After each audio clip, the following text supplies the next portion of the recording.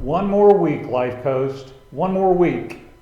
We've got 2 weeks behind us and one more week to go. I hope and pray that this fast has revealed some things to you that is working toward God's best, that you're seeing some thoughts on making profitable and positive changes in your life. Change is hard, so I'm hoping that this has been meaningful to you, and while maybe there's a sense of this is punishment, I just pray that you're getting some revelations and some positive things in your life. Good morning, Lifecoast. My name is Jim. I'm an elder here at Lifecoast, and I have the blessing and opportunity to bring to you a discussion about chapter 12, and I'm going to focus just on verse 1 today.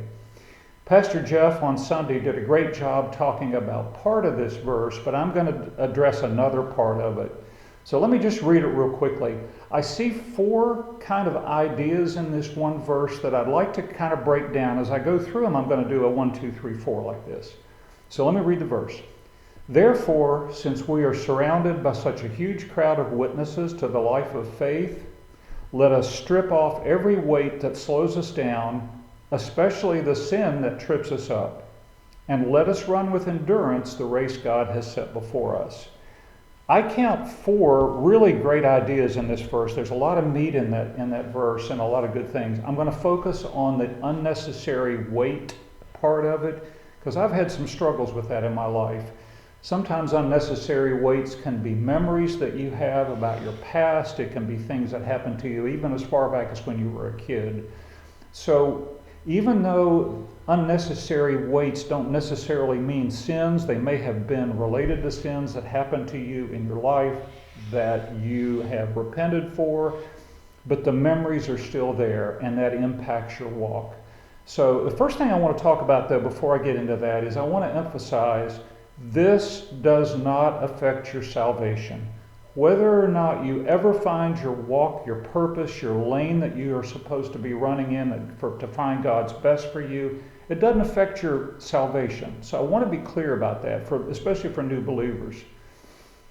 The second thing is that I want to discuss is how you don't have to preach in Madison Square Garden or take a 3-month mission trip to Bolivia to find your purpose in life. That's great, that's good stuff, but you don't have to do that to find the lane that God has chosen for you. If you're a young family with children especially, your lane may be raising your kids to know God, to know Jesus, to worship Him and understand Him, and to build a strong relationship with your spouse. That's an incredible lane to run in, and if that's where you are in life especially, that's great. Stick with that, run that lane, and then later on you can do other things. I'm not trying to discourage service because that's great. It'll impact you positively, it'll bless your life, but that's such an important lane to run in. I'd urge you to try to work very strongly and forcefully toward running in that lane and staying focused on that, on your family. If you're an older person like me or Pastor Jeff, he's behind the camera, by the way, so if he cuts me off, you know what happened.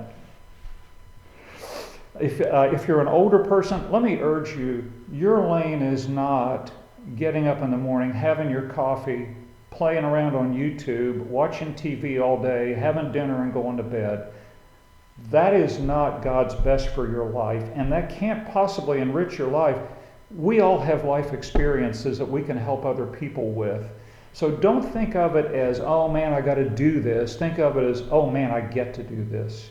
Let me use my life experiences that I've had, even if they're bad ones. You can help people that are struggling. So let's all, especially older folks, use your wisdom that you've accrued. Maybe even some negative things that have happened to you have probably created some wisdom, some ability to help others. So let me conclude with a challenge. Some of you may not even know where the racetrack is, let alone where the lane is that you want to run in. So if you're struggling with finding the track, not only finding your lane, but finding the track, come to a pastor or an elder. We'd be thrilled to help you. I know Pastor Jeff would, Pastor Mike, Pastor Brian, Pastor Holly. We would love to sit down with you, help you find the right lane, help you find the racetrack first, and help you find the right lane. I promise you your life will be blessed, you'll be enriched by it, and I just encourage you to do that. And so, Lifecoast, love you. Please stay with us, hoping and praying for positive change for you. One more week.